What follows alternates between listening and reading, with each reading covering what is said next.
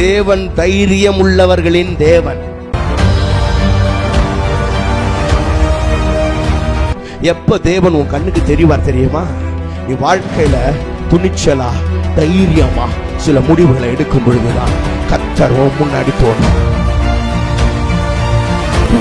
கிருபாசன தண்டையில நெருங்கி சேருகிற தைரியம் எதனாலே உண்டானது என்றால், தேவன் அன்பானவர் என்பதை சிங்காசனத்தை விட்டு இறங்கி சிலுவைக்கு வந்து மரித்து, மகனே நீ கிட்ட வா, நான் உன் மேல அவ்வளவு அன்பா இருக்கிறேன் அப்படின்னு ஆண்டவர் அந்த வழியை திறந்து காண்பித்ததுனால அவருக்கு என்ன கெப்பாசிட்டி இருக்கு, உன்னை கொண்டு அவரால் என்ன செய்ய முடியும் அப்படின்றத வச்சுதான் தேவன் உன்னை பார்க்கிறாரு. தேவனை நினைக்க வேண்டிய பருவம் வாலிப பருவம். ஏன்னா இந்த உலகத்தில் எல்லா விதமான தீங்குகளும் உன்னை தொடரும் பொழுது, ஆபத்துகளும் அசுத்தங்களும் உன்னை தொடரும் பொழுது அவரை பிடிச்சுக்க. எல்லா போராட்டங்களிலும் எல்லா சோதனைகளும் மத்தியிலையும் நீ ஜெயிச்சிட்டு வர்றதுக்கு அவர் உனக்கு உதவியா இருப்பார். ஆமென்.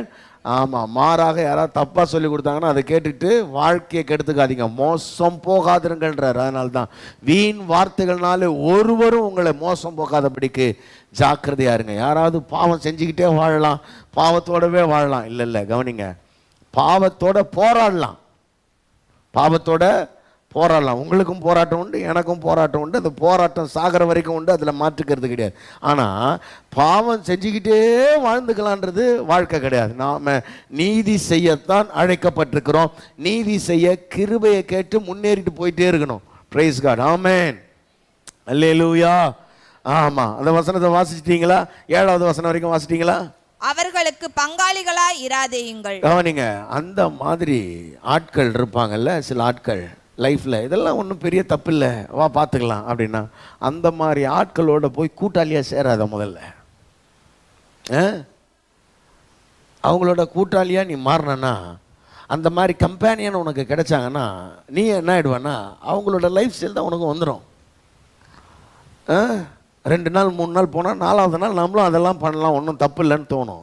அப்படி கிடையாது. அதனால தான் வேதத்தை வாசித்து தியானித்து இதை கற்றுக்கிட்டு இதை செய்கிறதுக்கு நாம் பிரயாசப்பட வேண்டியது ரொம்ப அவசியமாக இருக்கிறது. ரைட். அப்போ பாவம் அப்படின்றது நம்ம வாழ்க்கையில், கவனிங்க, நீங்கள் மரிக்கும் பரியந்தம் பாவத்தோட உங்களுக்கு போராட்டம் உண்டு. ஆனால் இந்த பாவத்தை மேற்கொள்ளுவதற்காக ஆண்டவர் தம்முடைய கிருபை என்ன பண்ணுறார், அளவில்லாமல் நமக்கு தந்துக்கிட்டே இருக்கிற அந்த கிருபையை பெற்றுக்கிட்டு நீங்கள் பாவத்தை ஜெயிக்கிறதுக்கு முயற்சி செய்யுங்க. பாவத்தில் நிலைத்து இருக்கணுன்ற விருப்பத்தை விட்டு விடுங்க. பாவம் செஞ்சுக்கிட்டே இருக்கலான்ற எண்ணத்தை விட்டு விடுங்க. பரிசுத்தர் ஆகணுன்ற எண்ணத்தில் நீங்கள் வளர்ந்து முன்னேறுங்க. கர்த்தர் நமக்கு கிருபை செய்வாராக. ஆமென். இது 2வது. 3வது இன்னொரு முக்கியமான விஷயம். எல்லாம் தெரியுது எனக்கு, முடிஞ்சு போச்சு மொத்தம் அப்படின்னு. ஆனால் 3வது குறிப்பையும் நான் சொல்லிடுறேன். வாசிங்க. 1 யோவான் 2ஆம் அதிகாரம் 29வது வசனத்தை நம்ம வாசிக்கலாம். 1 யோவான் 2:29. அவர் நீதி உள்ளவராய் இருக்கிறார் என்று, அவர் நீதி உள்ளவராய் இருக்கிறார் என்று உங்களுக்கு தெரிந்திருப்பதினால் நீதியை செய்கிறவன் எவனோ, நீதியை செய்கிறவன் எவனோ அவரில் பிறந்தவன் என்று அறிந்திருக்கிறீர்கள். அப்பா, முதல்ல சொன்னதே கொஞ்சம் கஷ்டம், அடுத்தது அதை விட கஷ்டம், இது அதை விட ரொம்ப கஷ்டமாகுது. நீதியை செய்கிறவன் அவரால் பிறந்தவன் என்று அறிந்திருக்கிறீர்கள். எல்லாம் கவனிக்கணும். நீதியை செய்கிறதுக்கு தான் நாம் பிறந்திருக்கிறோமா? முதல்ல நீதி அப்படின்னா என்னது?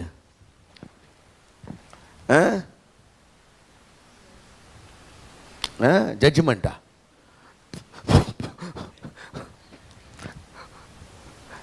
வழக்கறிஞருக்கு மனைவியாக இருக்கிறதுனால நீதினா சரி. கவனிங்க, பழைய ஏற்பாட்டில் நீதின்ற வார்த்தைக்கு உள்ள விளக்கத்தையும் புதிய ஏற்பாட்டில் நீதின்ற வார்த்தைக்கு உள்ள விளக்கத்தையும் நீங்கள் புரிந்து கொள்ளணும். பழைய ஏற்பாட்டில் நீதி அப்படின்னா என்னென்னா, இந்த வேத வாக்கியங்களின்படியெல்லாம் வாழ்கிறது தான் ஒரு மனுஷனுக்கு நீதி என்று பழைய ஏற்பாடு என்ன பண்ணுது?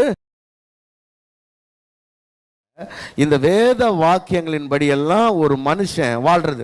6ஆம் அதிகாரம் உபாகமம் 6:25 வாசிங்க பார்க்கலாம். உபாகமம் 6:25. நம்முடைய தேவனாகிய கர்த்தர் நமக்கு கட்டளையிட்டபடியே நாம் அவர் சமூகத்தில் இந்த எல்லா கட்டளைகளின் படியும் செய்ய சாவதானமாய் இருந்தால் நமக்கு நீதியாய் இருக்கும் என்று சொல்லுவாயாக. அது நமக்கு நீதியாய் இருக்கும். நல்லா கவனிங்க. பழைய ஏற்பாட்டில் நீதி என்றால் என்ன அப்படின்னா, இந்த எல்லா கட்டளைகளையும் கை கொள்றது தான் நீதி பழைய ஏற்பாட்டில். இப்ப புதிய ஏற்பாட்டில் நீதி அப்படின்னா என்ன? இப்ப நீங்க இங்க வாங்க, கலாத்தியர் 3ஆம் அதிகாரத்துக்கு வந்தீங்கன்னா, கலாத்தியர் 3ஆம் அதிகாரம் 6வது 7வது வசனத்துல என்ன சொல்லப்பட்டிருக்குது பாருங்க. அப்படியே ஆபிரகாம் தேவனை விசுவாசித்தான், அது அவனுக்கு நீதியாக எண்ணப்பட்டது. அவ்வளவுதான். நல்லா கவனிக்கணும். இப்ப இந்த ரெண்டு வார்த்தைக்கு இடையில இருக்கக்கூடிய ஒற்றுமையை நான் உங்களுக்கு சொல்லிடுறேன். பழைய ஏற்பாட்டுல நீதி அப்படின்னா என்ன அப்படின்னா, பழைய ஏற்பாட்டில் ஒரு மனுஷன் எல்லா கட்டளைகளையும் கை கொண்டு வாழ்றது அவனுக்கு நீதியாக எண்ணப்பட்டது. இப்ப புதிய ஏற்பாட்டுக்கு வந்த உடனே தேவனை இயேசு கிறிஸ்துவை விசுவாசிப்பது ஒரு மனுஷனுக்கு நீதியாக எண்ணப்படுகிறது. கவனிங்க. இப்ப இயேசு கிறிஸ்துவை விசுவாசிச்சா இந்த கட்டளைகள் எல்லாம் கை கொள்ள தேவையில்லையா? இல்ல. இயேசு கிறிஸ்துவை விசுவாசிப்பதின் மூலம் இந்த கட்டளைகள் எல்லாம் கை கொள்ளுவதற்கான பலன் அவனுக்கு உண்டாயிருக்கிறது. அதான் இதுக்கு இடையில இருக்கிற ஒற்றுமை. பழைய ஏற்பாட்டில் அதை அவன் சொந்த முயற்சியில் செய்யணும். இங்க தேவனே அந்த பலனை என்ன பண்றாருன்னா அவனுக்கு தர்றாரு. அப்ப இவன் கிறிஸ்துவை விசுவாசித்து கிறிஸ்துவின் மேல் இருக்கிற விசுவாசத்தினால நீதிமான் ஆக்கப்பட்டு அவர் எப்படி நீதி செய்கிறாரோ, அவர் எப்படி நீதி உள்ளவராக இருக்கிறாரோ, அப்படிப்பட்ட ஒரு நீதி உள்ள வாழ்க்கை வாழ இவன் தன்னை என்ன பண்றான்னா அர்ப்பணிக்கிறான். நல்லா கவனிங்க. வேதம் ரொம்ப அழகா சொல்லுது, அநீதி எல்லாம் பாவம் தான். இந்த உலகத்துல அநீதி எல்லாம் பாவம் தான். அப்ப நீங்க நீதி பரற உங்க உள்ளத்துல தரிச்சுக்கிட்டீங்கன்னா, நீதி பரர் உங்க வாழ்க்கைக்குள்ள வந்துட்டாருன்னா அவர் என்ன பண்ணுவார்னா இப்ப உங்களை நீதியின் பாதையில நடத்துவாரு, சத்தியத்தின் பாதையில அவர் உங்களை நடத்துவார். நீங்க நீதி செய்வதற்கு இப்ப அவரால் பயிற்றுவிக்கப்படுவீங்க. உங்களால கவனிங்க, அநீதியின் பின்னாடி நீங்க பயணப்படவே முடியாது. காரணம், நீதி செய்வதற்காகத்தான் நீங்கள் சிருஷ்டிக்கப்பட்டிருக்கிறீங்க. 2 வசனத்தை வாசிக்கலாமா? இப்ப வாசிங்க பார்க்கலாம். 1 யோவான் 3ஆம் அதிகாரம் 9 அப்படியே 12 வசனங்கள் வரையில நம்ம அப்படியே வாசிக்கலாம். கொஞ்சம் வேகமா போலாம். தேவனால் பிறந்த எவனும், பாருங்க மறுபடியும் அங்க வந்துருச்சு, தேவனால் பிறந்த எவனும் பாவம் செய்யான். ஏனெனில் அவருடைய வித்து அவனுக்குள் தரித்திருக்கிறது. அவன் தேவனால் பிறந்த படியினால் பாவம் செய்ய மாட்டான். சரி, அப்புறம் இதனாலே தேவனுடைய பிள்ளைகள் இன்னார் என்றும் பிசாசின் பிள்ளைகள் இன்னார் என்றும் வெளிப்படும். நீதியை செய்யாமலும், நல்லா கவனிங்க, நீதியை செய்யாமலும் தன் சகோதரனில் அன்பு கூறாமலும் இருக்கிற எவனும் தேவனால் உண்டானவன் அல்ல. பாருங்க, இப்ப இது ரெண்டுத்தையும் எடுத்துட்டு வந்து ஒன்னாக்குறாரு. நீதி செய்தல் என்பதையும் அன்பு செலுத்துதல் என்பதையும் கொண்டு வந்து ஒன்னாக்குறாரு. நல்லா கவனிக்கணும். நீதி அப்படின்றது நீங்க வேற ஏதோ பெருசா யோசிச்சுட்டு இருக்காதீங்க. புதிய ஏற்பாட்டில் ஒரே லா தான், ஒரே பிரமாணம். என்னது? ராஜரீக பிரமாணம், உன்னை நேசிப்பது போல்.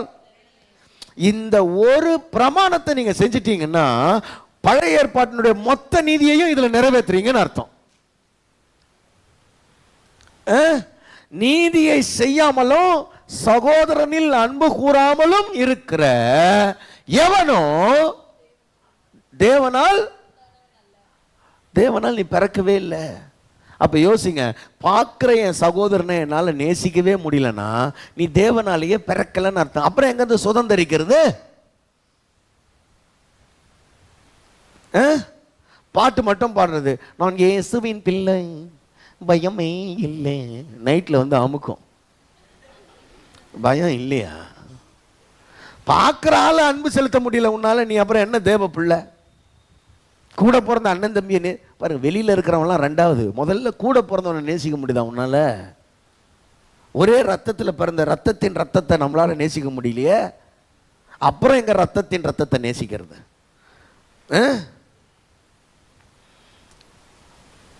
சகோதரனை நேசிக்க முடியல நம்மளால, அவன் சரி இல்லைன்றோம். யார் தான் இப்போ சரியா இருந்தோம்? நம்ம சரி, சகோதரனில் நீதி அன்பு கூறாமலும் இருக்கிற எவனும் தேவனால் உண்டானவன் அல்ல. இதுக்கு இன்னொரு எக்ஸாம்பிள் இவரே சொல்றாரு, படிங்க தொடர்ந்து. நாம் ஒருவரில் ஒருவர் அன்பு கூற வேண்டும் என்பதே, ஒருவரில் ஒருவர் அன்பு கூற வேண்டும் என்பதே நீங்கள் ஆதி முதல் கேள்விப்பட்ட விசேஷமாய் இருக்கிறது. ஆதி முதல் கேள்விப்பட்ட விசேஷம். ஆதியிலிருந்தே நமக்கு சொல்லப்பட்டிருக்கிற ஒரே ஒரு கட்டளை என்னன்னா, ஒருவரில் ஒருவர் அன்பு செலுத்தணும். படிங்க. பொல்லாங்கனால் உண்டாயிருந்து, கவனிங்க, பொல்லாங்கனால் உண்டாயிருந்து தன் சகோதரனை கொலை செய்த, இருங்க, ஆதியாகமம் 4:1 படிங்க. ஆதியாகமம் 4:1. ஆதாம் தன் மனைவியாகிய ஏவாளை அறிந்தான். அவள் கர்ப்பவதியாகி காயினை பெற்று கர்த்தரால் ஒரு மனுஷனை பெற்றேன் என்றாள். யாரால்? கர்த்தரால் பெற்றேன்னு இந்த அம்மா சொல்லுது. யோவான் சொல்றாரு பொல்லாங்கனால் உண்டாயிருந்து அப்படின்றாரு. அவன் பொல்லாங்கனால் உண்டாயிருந்தவன் அப்படின்றாரு. இப்ப இவன் கர்த்தரால் உண்டானவனா பொல்லாங்கனால் உண்டானவனா? புரியலையா?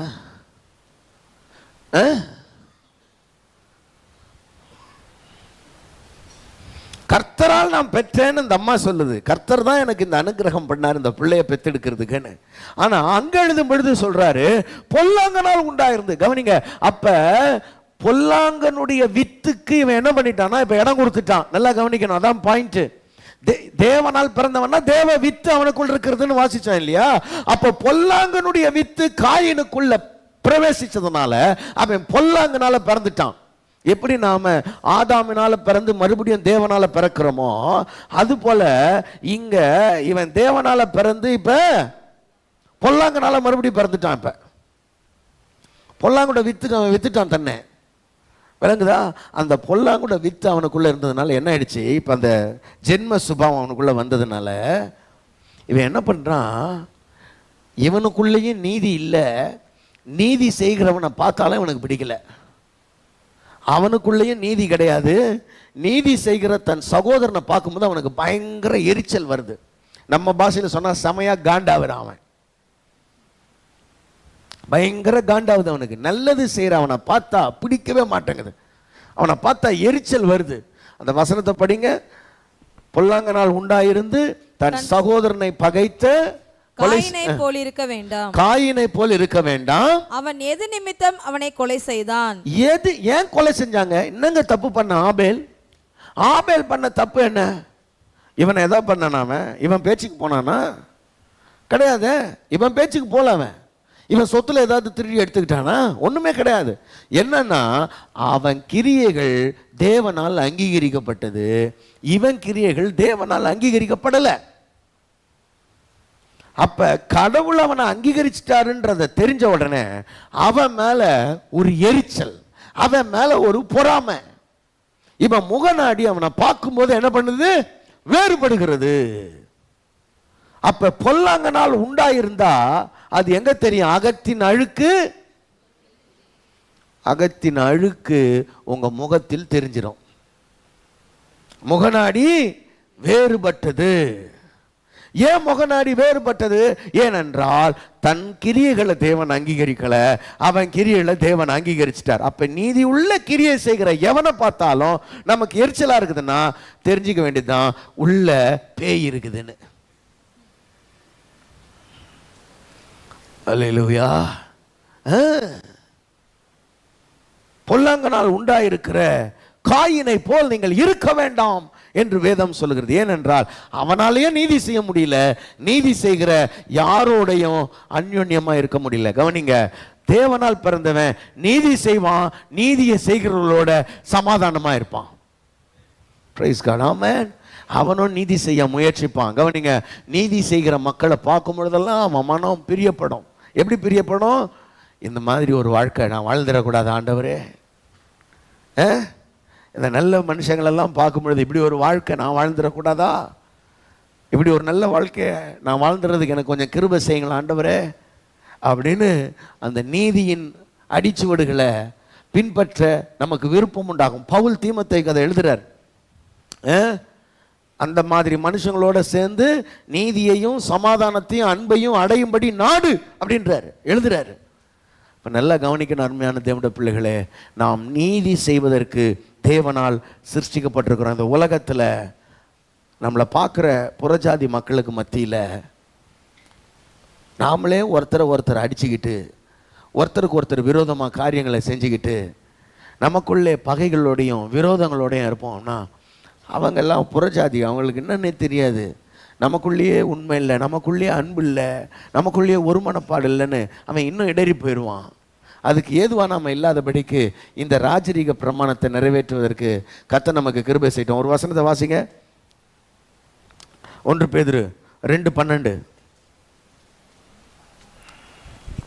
புறஜாதிகள் உங்களை அக்கிரமக்காரர் என்று விரோதமாய் பேசும் விஷயத்தில், புறஜாதிகள் உங்களை விரோதமாய் பேசுகிற விஷயத்தில் அவர்கள் உங்கள் நற்கிரியைகளை கண்டு, நல்லா கவனிங்க, நம்மளை தப்பு சொல்றதுக்குன்னே ஒரு கூட்டம் வெளியில் காத்துக்கிட்டு இருக்குது. எதில் நீங்கள் விழுவீங்க, எப்போ நீங்கள் அடிச்சுப்பீங்க, எப்போ நீங்கள் சண்டை போட்டுப்பீங்க அப்படின்னு பார்த்து உங்களை கிரிட்டிசைஸ் பண்ணுறதுக்கு ஒரு கூட்டம் காத்துக்கிட்டு இருக்குது.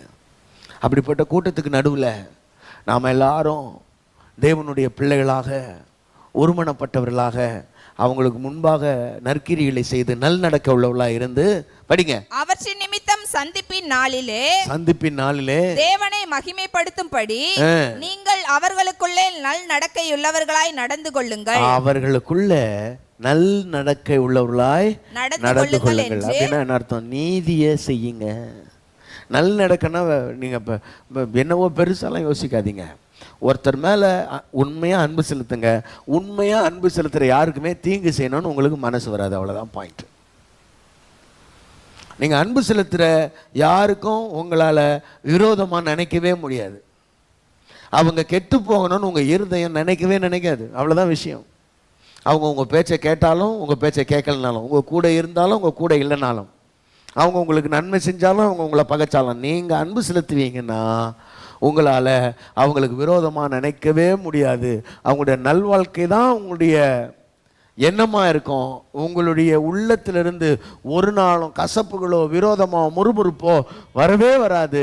நீங்கள் அவங்கள சபிக்கவோ நீங்கள் அவங்களுடைய என்ன சொல்கிறது வீழ்ச்சியையோ உங்கள் உள்ளம் ஒரு நாளும் விரும்பாது. நீங்கள் அன்புள்ளவர்களாக இருப்பீங்க. நீதி செய்கிறதுக்கு நீங்கள் பிரயாசப்படுங்க. காரணம், நீங்கள் தேவனால் பிறந்தவர்கள். ஆமென். பக்கத்தில் பார்த்து சொல்லுங்க, நீ தேவனால் பிறந்திருந்தா அன்பில் நடந்துவ. நீ தேவனால் பிறந்திருந்தா பாவத்தை விட்டு சுத்திகரித்துக்கொள். ஒவ்வொரு நாளும் சுத்திகரிப்பை நோக்கி என்ன பண்ணு, பயணப்படு. 3வது, தேவனால் பிறந்திருந்தா நீதி செய். Praise God. ஆமென். ஆமாம், நீதின்றதும் அங்கே ஃபஸ்ட்டு பாயிண்ட் தான், மறுபடியும் முதல்ல தான். அதுக்குள்ளே எல்லாம் இருக்குது. இது இது இது மொத்த பேக்கேஜ் இது அன்பு. ஆகவே கர்த்தர் அப்படிப்பட்ட பாதையில் நம்மை நடத்துவாராக. ஆண்டவர் நமக்கு அனுகிரகம் செய்வாராக. ஆமென். நம்ம எல்லாரும் எழுந்து நிற்கலாம்.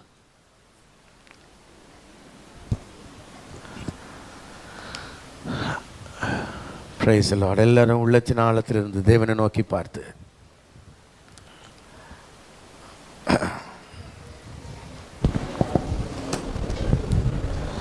Praise the Lord. Hallelujah.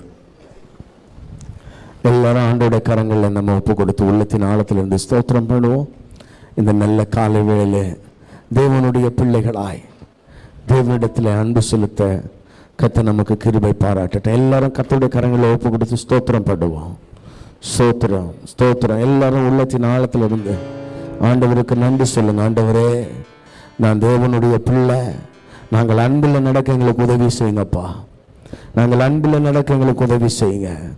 நாங்கள் பாவம் செய்யாதபடிக்கு எங்களை சுத்திகரிக்க எங்களுக்கு கிருபை செய்யுங்க. ஆண்டவரே, நாங்கள் நீதியை செய்ய எங்களுக்கு கிருபை செய்யுங்க. எல்லாரும் ஆண்டோட கரங்களை ஒப்பு கொடுத்து ஸ்தோத்திரம் பண்ணுவோமா? ஸ்தோத்திரம். நீதியை செய்யவும், நீதியை செய்கிற மக்கள் மேல் பிரியமுள்ளவர்களாக இருக்கவும் கர்த்தர் எங்களுக்கு கிருபை செய்யுங்கப்பா. எல்லாரும் உள்ளத்தின் ஆழத்திலிருந்து ஆண்டவரை நோக்கி பார்த்து எல்லாரும் நன்றி சொல்லுவோமா? ஸ்தோத்திரம் ஸ்தோத்திரம். நல்ல வாயில திறந்து ஸ்தோத்திரம் பண்ணுங்க. ஹல்லேலூயா ஹல்லேலூயா ஹல்லேலூயா. ஆண்டவரே, எங்களுடைய நடத்தைகள் எல்லாம் மாறட்டும். ஆண்டவரே, எங்களுடைய சுபாவங்கள் எல்லாம் மாறட்டும். நாங்கள் உம்மை போல எங்களை மாற்றுங்க ஆண்டவரே. ஹல்லேலூயா. எல்லாரும் ஆண்டவருடைய கரங்களை ஒப்பு கொடுத்து ஸ்தோத்திரம் பண்ணுவோமா? ஹல்லேலூயா, ஹல்லேலூயா. எல்லாரும் ஆண்டவருக்கு நன்றி சொல்லுங்க பார்க்கலாம். நன்றி சொல்லுங்க. ஹல்லேலூயா, ஹல்லேலூயா, ஹல்லேலூயா. நன்றி ஆண்டவரே. ஆண்டவர்கிட்ட கிருபை கேளுங்க. அப்பா, அன்பில் நடக்க எங்களுக்கு கிருபை செய்யுங்க ஆண்டவரே. எங்கள் இருதயம் எத்தனை பகைகளால், விரோதங்களால், பொறாமைகளால், வன்மங்களால், குரோதங்களால் நிறைந்திருக்கிறது ஆண்டவரே. ராஜா, இந்த அகாப்பை அன்பில் நடக்க எங்களுக்கு உதவி செய்யுங்கப்பா. நீர் எங்கள் மேல் அன்பு செலுத்துவது போல எங்கள் சகோதரர்களுக்காக நாங்கள் அன்பு செலுத்த எங்களுக்கு கிருபை செய்யுங்க ஆண்டவரே. நாங்கள் தேவனால் பிறந்திருக்கிறபடினால பாவத்தில் நிலைத்தில்லாமல் நாங்கள் எங்களை சுத்திகரித்து பரிசுத்தத்தில் பூரணமலை எங்களுக்கு கிருபை செய்யுங்க ஆண்டவரே.